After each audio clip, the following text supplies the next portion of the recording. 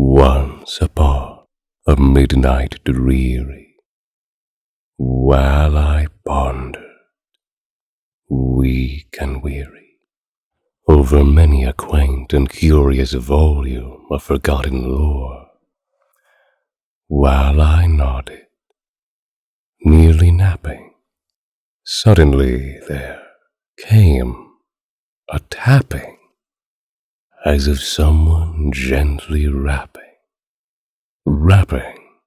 at my chamber door.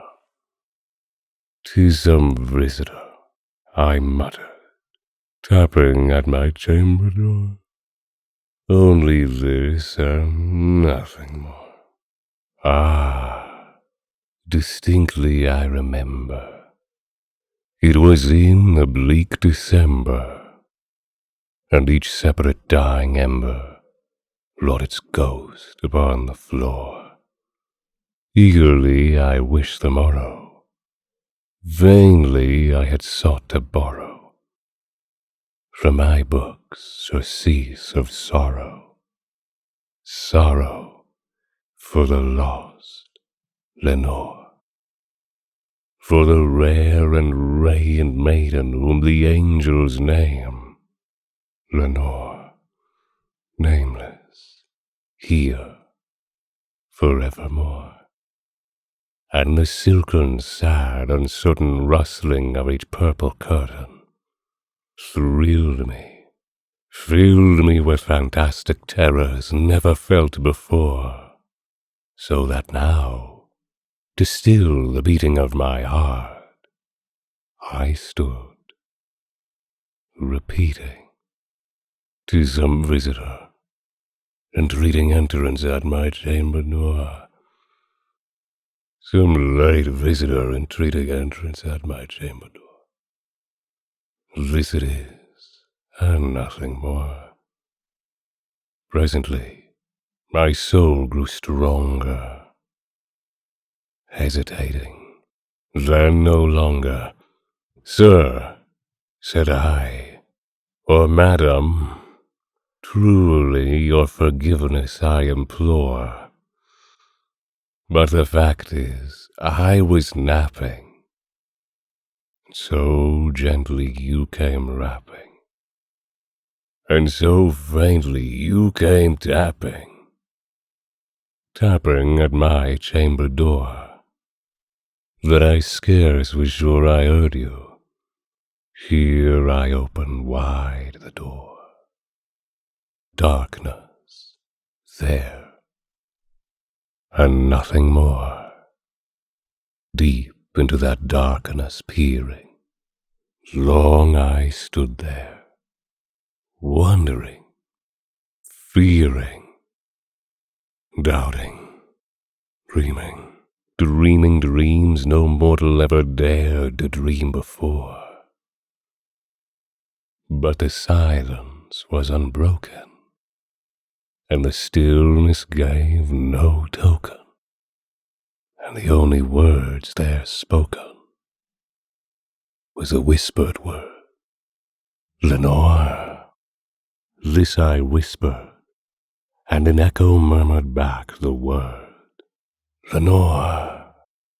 Merely this, and nothing more. Back into the chamber turning, all my soul within me burning. Soon again I heard a tapping, somewhat louder than before. "Surely," said I, "surely that is something at my window lattice.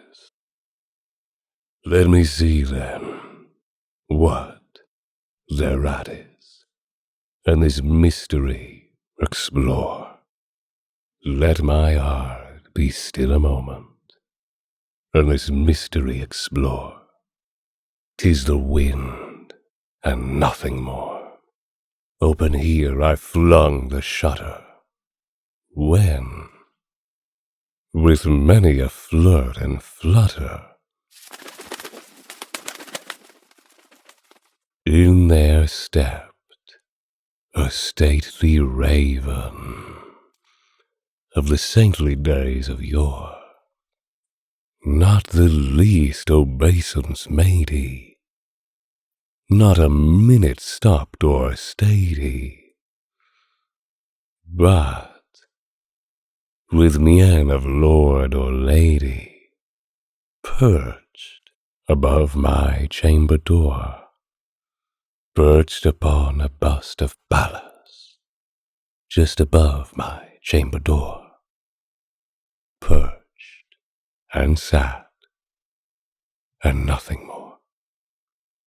Then this ebony bird beguiling my sad fancy into smiling, by the grave and stern decorum of the countenance it wore. Though thy crest be shorn and shaven now, art thou sure no craven, ghastly grim and ancient raven, wandering from the nightly shore? Tell me what thy lordly name is on the night's Plutonian shore.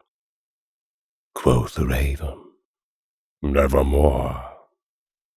Much I marveled this ungainly fowl to hear discourse so plainly, though its answer little meaning, little relevancy bore, for we cannot help agreeing that no living human being ever yet was blessed with seeing bird above his chamber door, bird or beast upon the sculptured bust above his chamber door, with such a name as Nevermore. But the raven, sitting lonely on the placid bust, spoke only that one word, as if his soul in that one word he did outpour. Nothing farther than he uttered, not a feather then he fluttered, till I scarcely more than muttered, Other friends have flown before. On the morrow he will leave me, as my hopes have flown before. Then the bird said, Nevermore, startled at the stillness broken by reply so aptly spoken.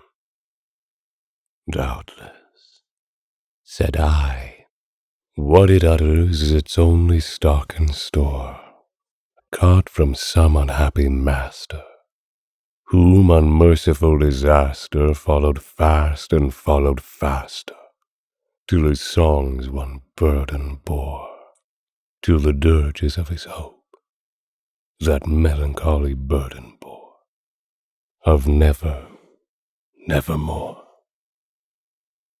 But the raven, still beguiling all my fancy into smiling, straight I wheeled a cushioned seat in front of the bird, and bust, and door.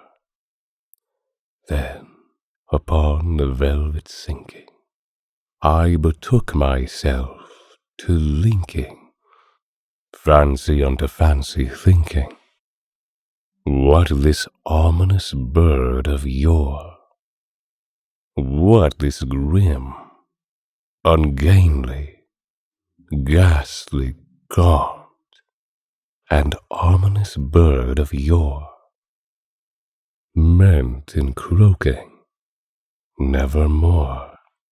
This I sat engaged in guessing, but no syllable expressing to the fowl whose fiery eyes now burned into my bosom's core. This and more I sat divining, with my head at ease reclining on the cushion's velvet lining that the lamplight gloated over.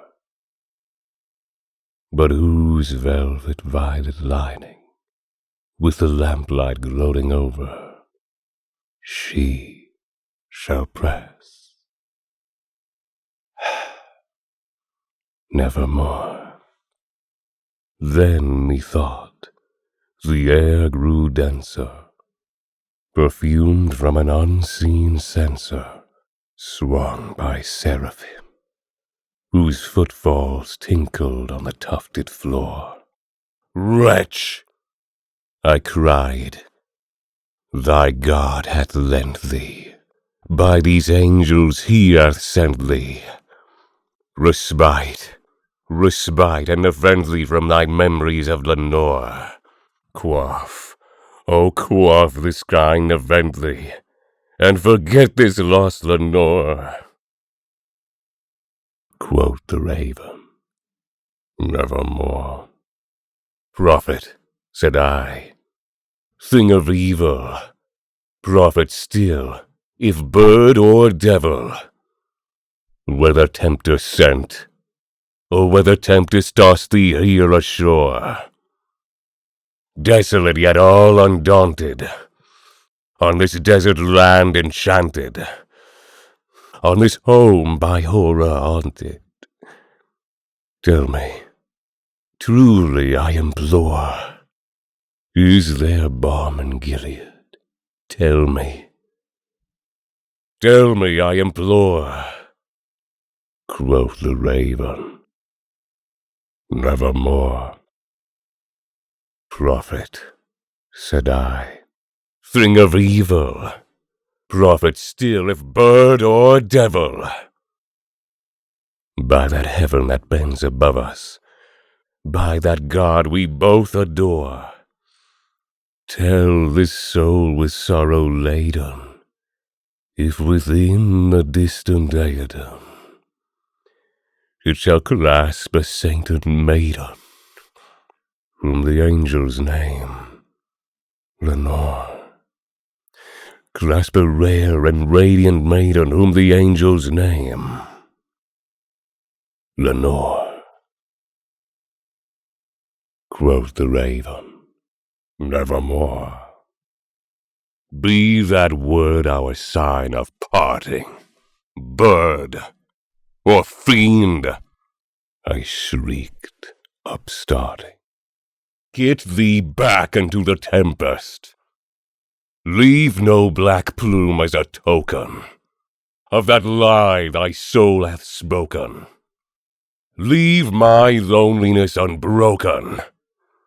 Quit the bust above my door. Take thy beak from out my heart, and take thy form from off my door. Quoth the raven, nevermore. And the raven, never flitting, still is sitting, still is sitting on the pallid bust of Pallas, just above my chamber door, and his eyes have all the seeming of a demon's that is dreaming, and the lamplight over him streaming throws his shadow on the floor, and my soul from out that shadow that lies floating on the floor shall be lifted nevermore.